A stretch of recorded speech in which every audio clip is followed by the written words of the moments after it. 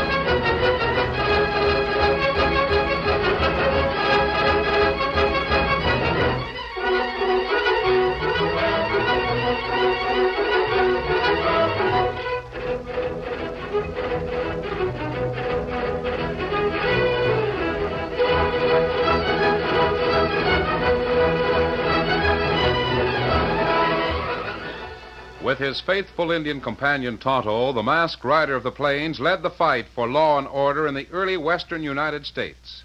The stories of his strength and courage, his daring and resourcefulness have come down to us through the generations. And nowhere in the pages of history can one find a greater champion of justice. Return with us now to those thrilling days of yesteryear. From out of the past come the thundering hoofbeats of the great horse Silver. The Lone Ranger rides again. Come on, Silver! Let's go, big fellow! I'm Silver! Ahoy!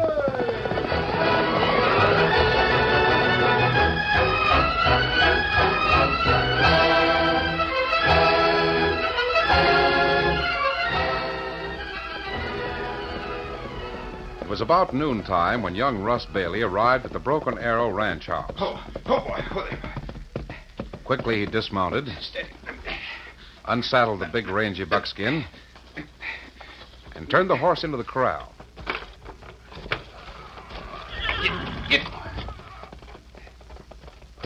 Closing the gate, young Bailey placed his big stock saddle on the top rail and made his way across the yard. As he came up to the big sprawling veranda, the door of the house opened, and Jeannie Lawrence came out to greet him. Hello there. Jeannie. Well, looks as though you didn't waste any time getting out here. Or haven't you heard? Of course I've heard. Everybody in the valley's heard, but... Jeannie, you're not going to stand there and tell me it's true. Come on inside, Russ. Maybe you'd like to get it straight from Dad himself. But listen, Jeannie, what about us? I mean... Oh. Hello, Mr. Lawrence. Howdy, Russ. You look some upset. Upset? Well, golly, if you... Sit down, son. Sit down. Everybody in town is saying how you went to Banker Allen, and he turned you down for... No, you just hold on a minute, boy. There's nothing wrong with Allen. If I know this ranching business as well as he knows the banking business, I wouldn't need a loan in the first place. But they said you'd put the place up for sale. That you were selling out, going back east. That's about the size of it, Russ. But, Mr. Lawrence, what about Jeannie and me? Well, here we've been planning all along Sometimes, boy, people have to change their plans. So we were going to be married this fall. Oh, please, Russ, you've got to understand. But I don't understand. If you folks can't get the money you need from Allen, why don't you let my dad help you? He'd be more than glad to do it. I know he would, Russ. Your dad has been a mighty staunch friend and a fine neighbor. But like Jeannie says, you've got to understand, boy. Understand?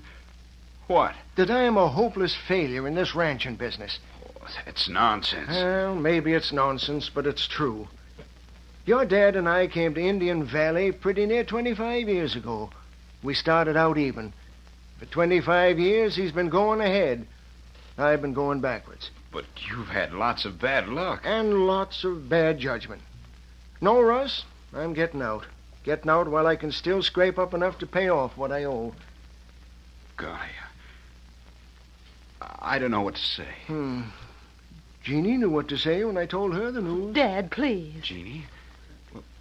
What do you mean? Well, Jeannie's got a notion she'd like to stay in Indian Valley. Sort of, make her home here. Well, sure. That's what we were figuring all along. You're a good deal like your dad, Russ. You're the kind of a fellow that just naturally makes things turn out, see?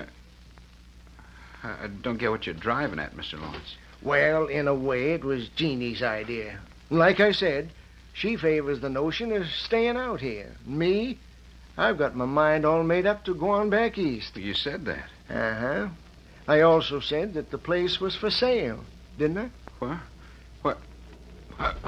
Say, you mean you think I could buy this outfit and... Golly, that's a wonderful idea. You'd make something out of it, I reckon. More than I've done. And Jeannie, well, she can tell you how she feels, I suppose. Would you, Jeannie? I mean... Yes, Russ, I couldn't want a greater happiness. Oh, golly!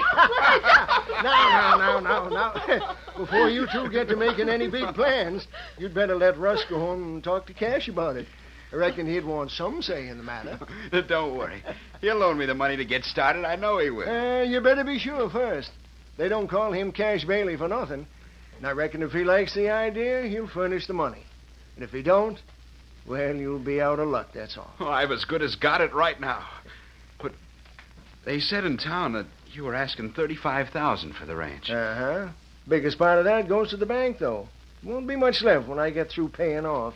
That price include the stock and tools? Takes in everything. The whole works. Oh, sounds like dinner's ready. You'd better come and eat with us, Russ, huh? Eat nothing. I'm heading for home as fast as that old buck horse will take me.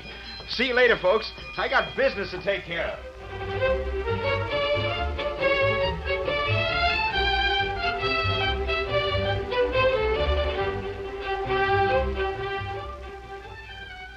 But, Dad, gee whiz, for that kind of money, it's a bargain. Yeah, I reckon maybe it is. But when a fella ain't got a red cent to his name, he ain't got no business going in debt for $35,000. You don't figure I'd make a go of it any more than Jim Lawrence did, huh? Didn't say that. Then why won't you loan me the money? You don't seem to realize how much it takes to stack up $35,000, boy. Oh. Well, all right, Ted. That's the way it is. Now, I tell you what you do. You go into town and sit down and have a talk with Clem Allen. He's in the banking business, and that's part of his job, to lend money to people, see? He wouldn't lend Mr. Lawrence $5,000. What makes you think he'd loan me $35,000? He doesn't figure Lawrence is a good risk. And I suppose he'd rather have a lot out on a good risk than a little on a bad one. See what I'm getting at? I suppose so. Now, tell you what. I'm heading for town right now.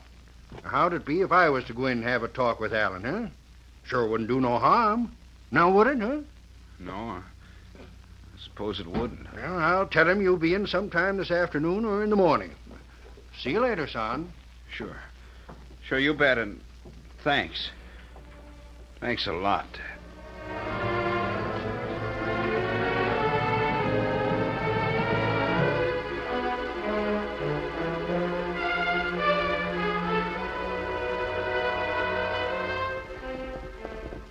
It was nearly sundown when the Lone Ranger met his young friend and nephew, Dan Reed, at the bend in the river. Oh, Victor, steady, boy. Easy, fella. Easy, fella. Easy, Silver. Steady, big fella. Where's Tonto, Dan? I left him in town. He said he'd be along in just a few minutes. You came up pretty fast. Wondered if anything were wrong. Not with Tonto or me, but there's something wrong just the same. There's been a killing, and Tonto wanted to check up on something before joining us. Tell me what happened. I couldn't get all the details because everyone was pretty excited. A rancher by the name of Cash Bailey was murdered from ambush. Bailey? Yes, do you happen to know him? Know who he is.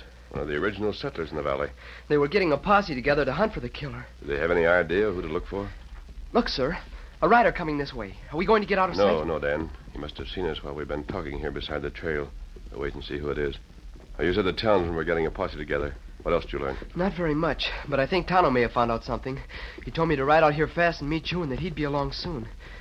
Golly, if this man is one of the posse and he sees you wearing a He mask... doesn't act like a posse man, just loafing along at a slow trot. Howdy. Oh, there, boy. Oh. Howdy yourself. I suppose I should ask you what the mask's for, but I reckon it isn't necessary. You're the first man I've met who's taken that attitude. Usually people are more curious. Yeah? Well, I'm not. As far as I'm concerned, your business is your own. From the looks of that outfit you're riding, that white stallion, the silver-mounted saddle, I reckon business must be pretty good, huh? I like the business I'm in. Maybe I ought to get in it. Maybe things would be different today if I was an owl hoot. Oh. What things, for instance? Never mind. Hey, rider coming yonder. Coming fast, too. Yes, we've been waiting for him. He's a friend of ours. 3 of you, huh? Say, that fella rides like an Indian. He is an Indian. Thought so. Well, I'll be getting along. If I run into any nice big reward notices for a gent that wears a black mask and rides a big white stallion, I'll come back looking for you. Now, wait a minute. Why should you be interested in reward notices? Are you a lawman? Me? I'm not that smart, I reckon. If I was smart, I'd be where you are, breaking the law, likely with my saddlebags full of money. You didn't seem to be heading anywhere in particular, were you? Nope. Just riding. Just heading yonder. Oh, fella. Oh, fella. Kimosabe. Hi, Kimosabe. What did you learn about that killing, Tonto? Me think me learn plenty. Me find Killing? out that... What killing? Oh, this is my friend Tonto. Your name is... Bailey. Russ Bailey. Bailey? What? Were you in town today? Just left there about 2 hours ago. Why? I'll tell you later. Right now, I'd like to speak to my friends alone a moment. Do you mind? Well, what do It'll you... be only a moment, Russ. Over here, Tonto. Dan, come along. Get along. Get him up, Scout. Come on, boy. It's a strange acting combination. Huh. Even the kid's looking at me kind of funny. Wonder what's up.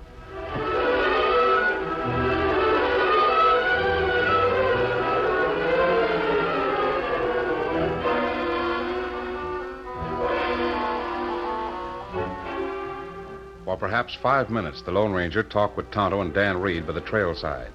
Then the trio returned to the spot where young Russ Bailey was waiting patiently. Well, what are you gents giving me the once-over for? What kind of funny business you been cooking up over there? Say, what about that killing you mentioned? I'll answer your questions in just a moment, Russ, but first I'd like to ask you a couple. Yeah? About what? Steady, boy. My friend Tonto heard about you and the Lawrence girl. How you'd plan to be married. Oh. Well, I suppose that's common knowledge now. Reckon everybody knows that Jim Lawrence is figuring to sell out and go back east. And what about the girl? Is she going back east? I reckon. It's being said around town that you tried to borrow the money from your father to buy Lawrence's ranch. So? Did your father turn you down? Yeah. Said he wasn't in the banking business. For me to go see Banker Allen. Oh? Even said he'd stop in at the bank this afternoon and put in a good word for me. I happen to know that he did that, Russ. Sure.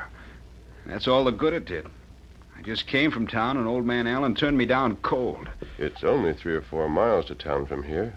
You said you'd left there a couple of hours ago. What about it? That any of your business? Perhaps. Where have you been? Now, see here, Mr. Masked Man. Answer me. Well, I rode out to the Broken Arrow. Saw Jeannie and her dad. Told them what had happened. And then just rode on... Look, riders come. Yes. Come on. I've got to clear out of here quickly. See you fellas again. You're maybe. going with us. Maybe later I might join up with you, but right Listen now... to me, Russ. Those riders are part of a sheriff's posse, and they're looking for a man they think is a murderer. Yeah? You still ain't told me about that I'd killing. rather not tell you now if it could be avoided. I guess I'll have to tell you. What do you mean? Your father's been murdered, Russ. Dad. No. No, I won't believe it. Those men in the posse believe it. They know it. They know he was killed from ambush, and every man in that posse thinks you killed him. Come on. I'll tell you the rest later. Get Come along. on, Silver.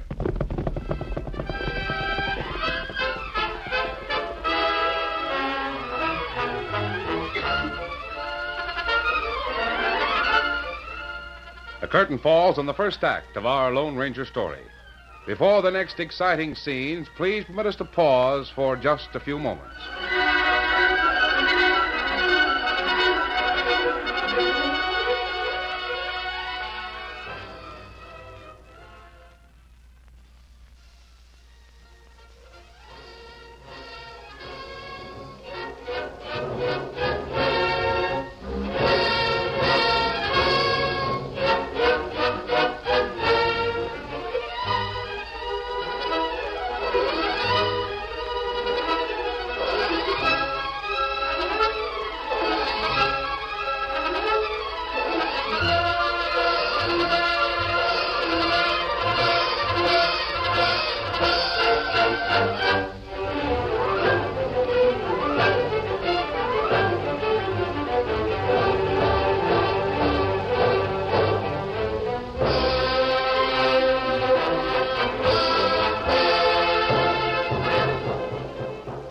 Now, to continue our story.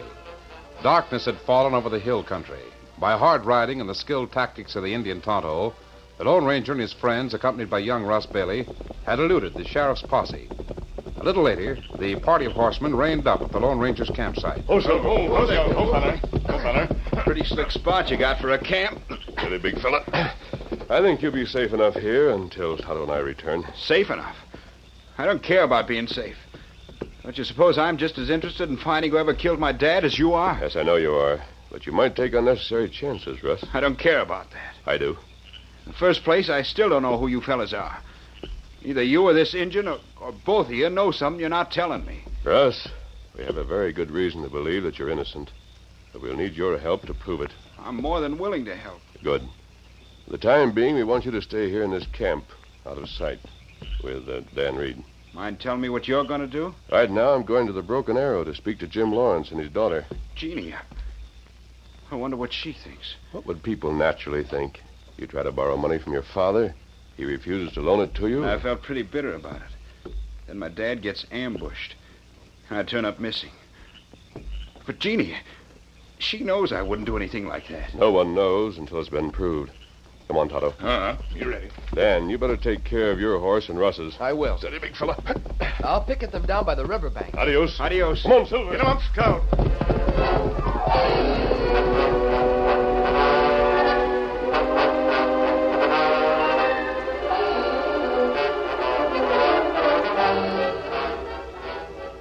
As the Lone Ranger and Tonto rode away, Dan Reed unsaddled the horses he and Russ Bailey had ridden into camp and led them off toward the riverbank. A few minutes later, returning to the camp, the boys stopped suddenly at the sound of strange voices ahead in the darkness. Cautiously, the boy crept closer to the camp. If you ain't guilty, then what was you running away for? You're talking like a pack of crazy fools. Everybody knows how you tried to borrow money from old Cash and how he turns you down. And you got turned down at the bank, too. All right, I admit that. But that doesn't prove I killed my father. I reckon that won't be hard to prove. Now, come on, you're going to town with us right now. But first, what about them friends of yours? Where'd they go to? I gotta get out of here. You had a pretty good hideout here, but... Hey, listen. Somebody running away, down towards the river. Come on, let's get him. Right, come on. Come on, Victor. There he is. Let him have it.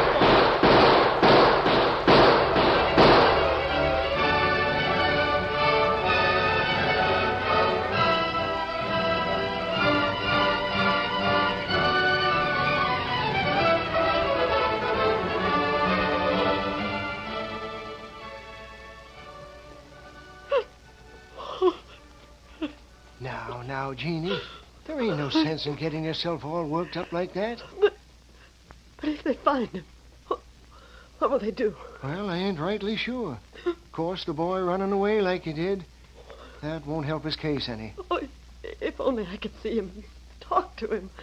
I know he'd tell me the truth. Yeah, I reckon it. What the? Oh, a masked man. Please don't be alarmed. I wanted to talk with you about Russ Bailey. What do you know about Russ? Not very much, Mr. Lawrence. But I think I can prove that he didn't kill his father. What? You mean you know who did? I think I do. But it may be difficult to prove. Wouldn't it be a good idea for you to identify yourself first? I can do that to your satisfaction if it becomes necessary, but... Listen. There's someone riding up to the house. I'll step back here. Please don't mention my being here until I finish what I wanted to tell you. Jeannie, be careful what you say. It might be the sheriff after the masked man. He's probably got us covered from the next room. Come in. Where's the masked man? Where's the Lone Ranger? I've got to find him in a hurry. The Lone Ranger? What's wrong, Dan? I got here as fast as I could, sir. It's the sheriff's men. They found our camp and captured Russ Bailey. Oh. What did they do? They said they were going to take him to town, to jail. Lawrence, we've got to get there in time to stop that crowd from taking the law in their own hands. But how can we stop them? Everyone knows that the kid has a hot temper. Everyone believes that he did kill Cash Bailey. I don't believe it. With your help, perhaps we can prove who the real killer is. Oh, Dad, please go along with the Lone Ranger. Do something, anything, to stop that crowd from... Come on, Lawrence. I'll tell you what I have in mind while you saddle a horse. Let's go.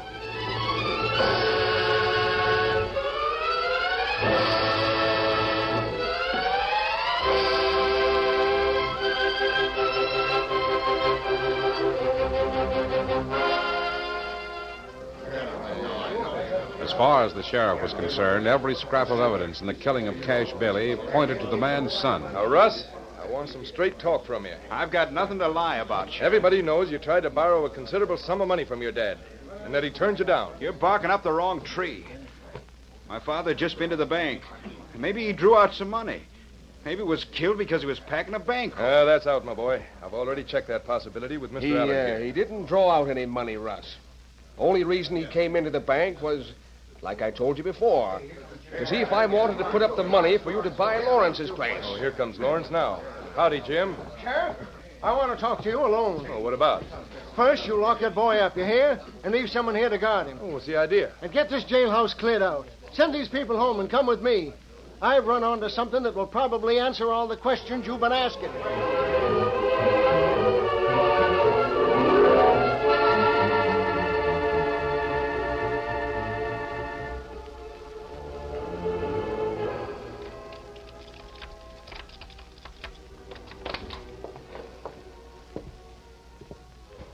It was nearly midnight when banker Clem Allen unlocked the door of his library at home and entered the room.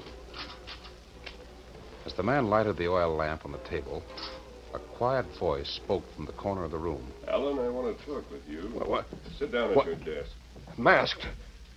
Who are you? Sit down. I happen to be one of the men who knows the murderer of Cash Bailey. What? What are you talking about? Everybody knows who killed Bailey.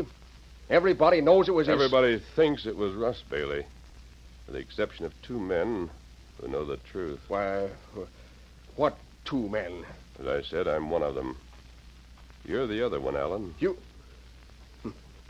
You're talking crazy. What did you do with the money Bailey turned over to you? The money he wanted you to loan to Russ. Now listen here, outlaw. You can't talk to me like that. I can and I will. What did you do with the $35,000 Cash Bailey gave you to turn over to his boy? Now, see here, Mr. Masked Man. I'm not going to be insulted in my own... I can't talk to you, then perhaps I can talk to the sheriff.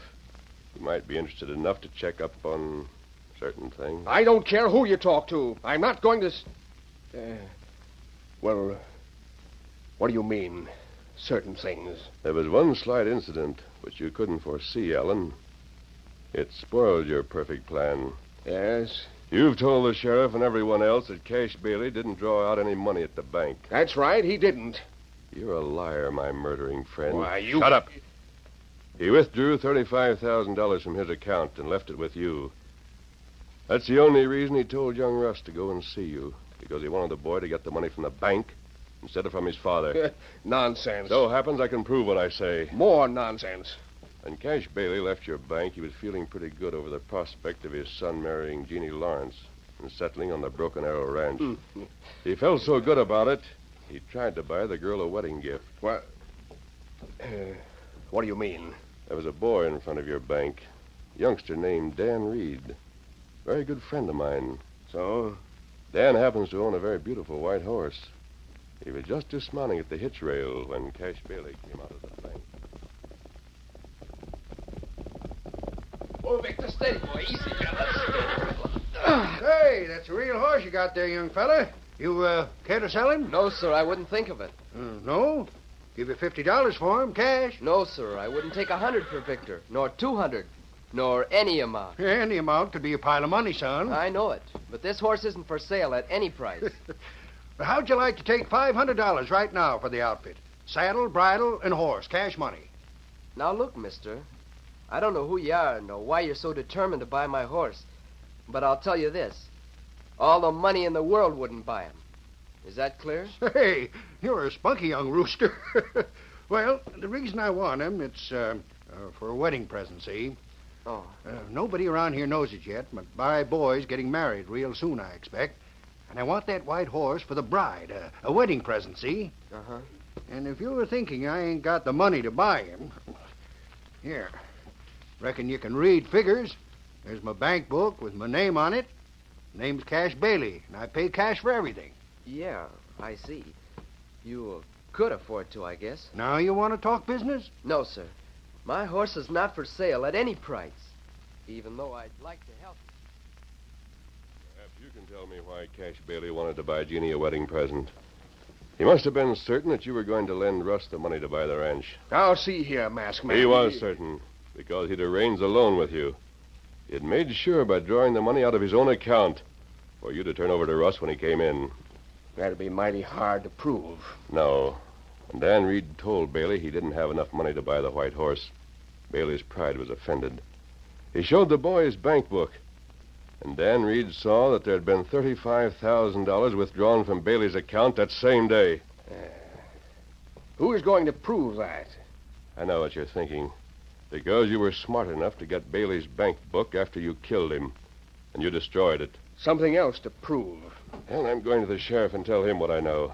He might find a way of proving it. Oh, wait. Well? Okay, I keep a little money in my desk. Maybe you'd be interested in forgetting what you know for a price. Keep talking. Yeah, sure. I've got some cash here, and I've got a 6-gun, too. Now, Going to see that I don't talk, huh? it'll be easy enough to tell the sheriff I found you here. A masked outlaw going through my desk. Naturally, I killed you in self-defense. Go on, killer. You can hang only once. Yes, that's right. And you're only going to die once. Right now. What the... I took the liberty of unloading your gun while I waited for you, Allen. Have you heard enough, Sheriff? Sheriff! You've heard of plenty, I reckon. Allen, you murdering coyote. Why, he'd have let young Russ hang for that killing. No one would ever have known the difference if it hadn't been for the Lone Ranger. The Lone Ranger? You mean... You thought you were dealing with an outlaw who wanted part of that $35,000, eh? Let's go, Allen. I'm anxious to let young Russ Bailey out of jail and to put you in his place.